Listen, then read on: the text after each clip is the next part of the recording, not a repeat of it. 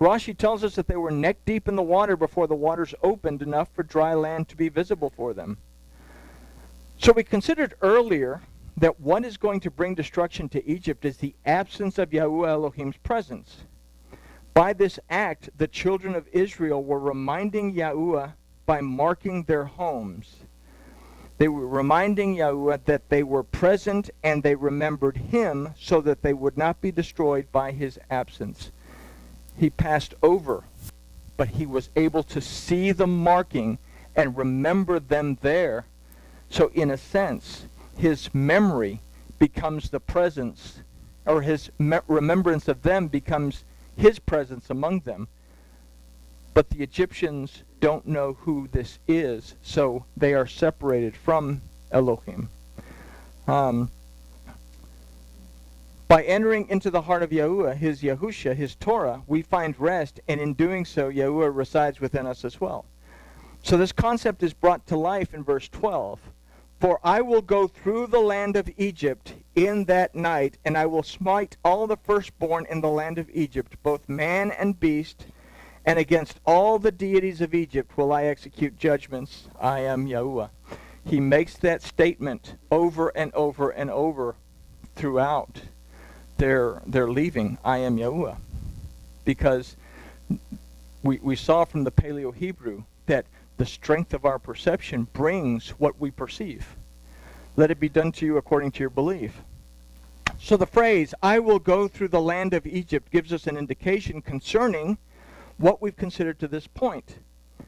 The word for I will go through is avarti, that means to pass over, to alienate, to vanish from. So we can read this verse as saying, I will vanish from the house, from Egypt, or I will pass over Egypt and alienate myself from it. When we look at the phrase, I will smite all the firstborn in the land of Egypt, both man and beast, we can consider that the generation that was in existence prior to the flood in Noah's time. This was an evil generation, the firstborn generation, devoid of the desire to find a means of entering into a relationship with Yahuwah Elohim. We read that when Enosh came along, we get excited, and people began to call on the name of Yahuwah. But literally what that says in Hebrew, that people began to profane the name of Elohim. They began to misuse the name of Elohim. They began to separate themselves, and as such, the generation became more and more evil. The phrase man and beast is a type for a state of extreme spiritual poverty that in this case will lead to death by becoming permanently alienated from Yahuwah Elohim. It's in the phrase, I will execute judgments, I am Yahuwah, that we must be aware of. The word for execute is e'eseh, that from the root asa means to make, to produce, and to act. This word is also means to attend to, but it's the same word that was used when Elohim said, let us make the atom. Let us make the atom in our image and our likeness.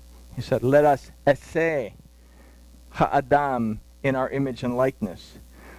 So, and either draw the atom to him or separate the atom from him. So, it's through the word of Elohim that existence was spoken forth.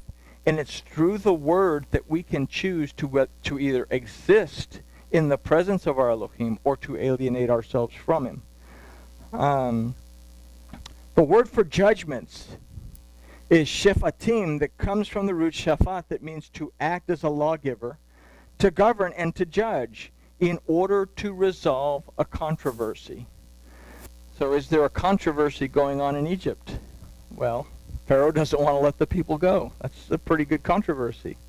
So here we can consider that Yahuwah will act as a judge concerning a controversy over who governs and by whose instructions we or the Egyptians live by.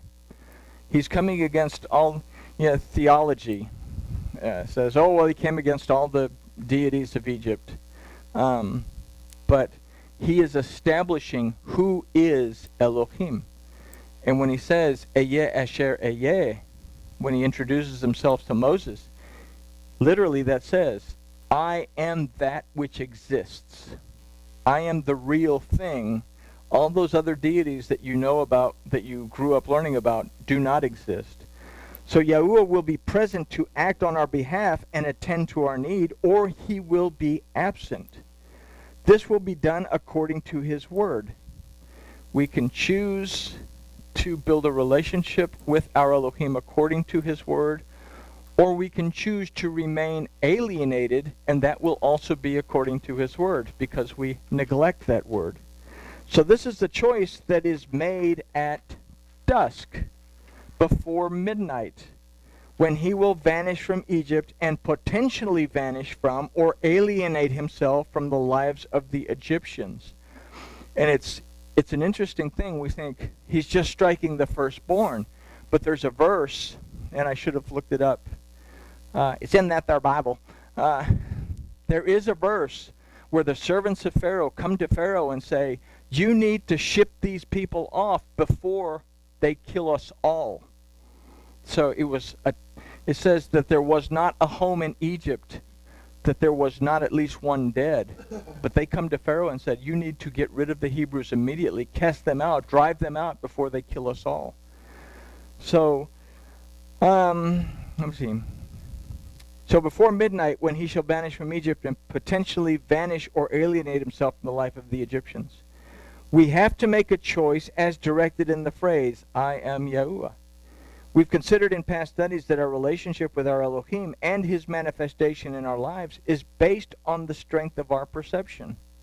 It is here that we must examine that strength and make the adjustments necessary for Yahuwah, our Elohim, to reside within our house or to pass over us because we choose to remain in bondage to our carnal side, who is the Pharaoh of Egypt.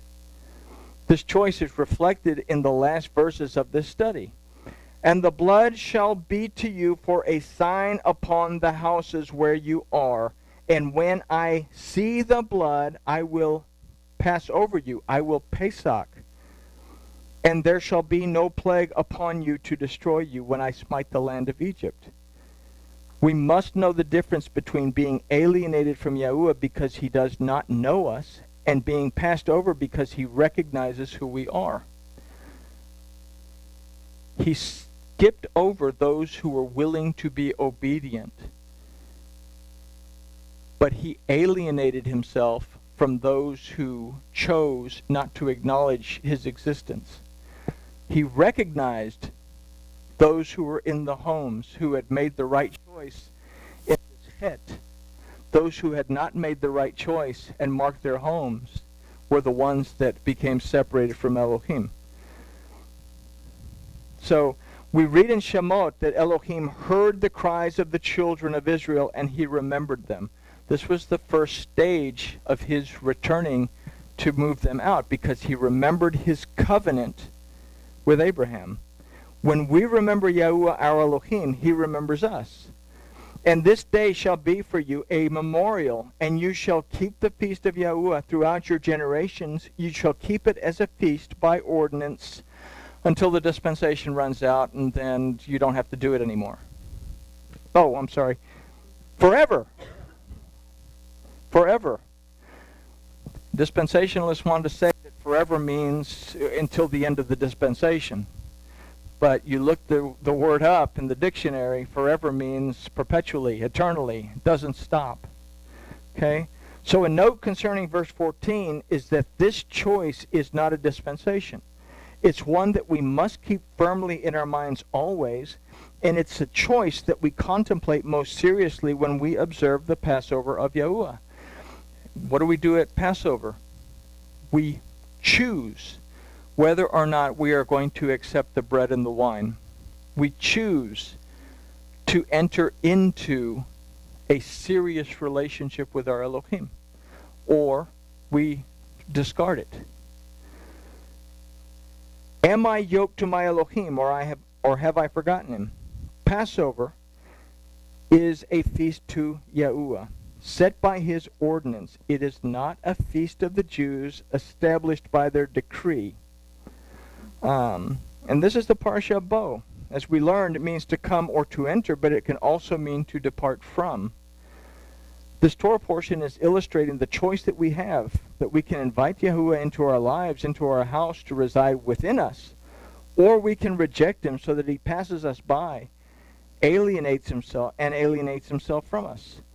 We can choose to live within the gates and acknowledge that it is within Yahuwah that we live, move, and have our existence, or we can choose to be outside of Yahuwah with the dogs. So, we have to have the corny question. Will you eat from the tree of life, or would you prefer puppy chow? All right. All right. A lot of stuff there, real fast. Something to chew on. But the point of view, or the point in this, is that are we willing to mark our lives so that our Elohim sees us, recognizes us, and moves on to separate himself from someone who does not see him and recognize him? Do I want to be recognized by my Elohim? Do I want to enter into a relationship with my Elohim? And do I want my Elohim to enter into a relationship with me? Do I have the faith to go against the grain in building a relationship with my Elohim? Am I willing to take the Egyptians' lambs and keep them and cuddle them and then kill them and eat them? So I guess with that we can say grooviness has been achieved and say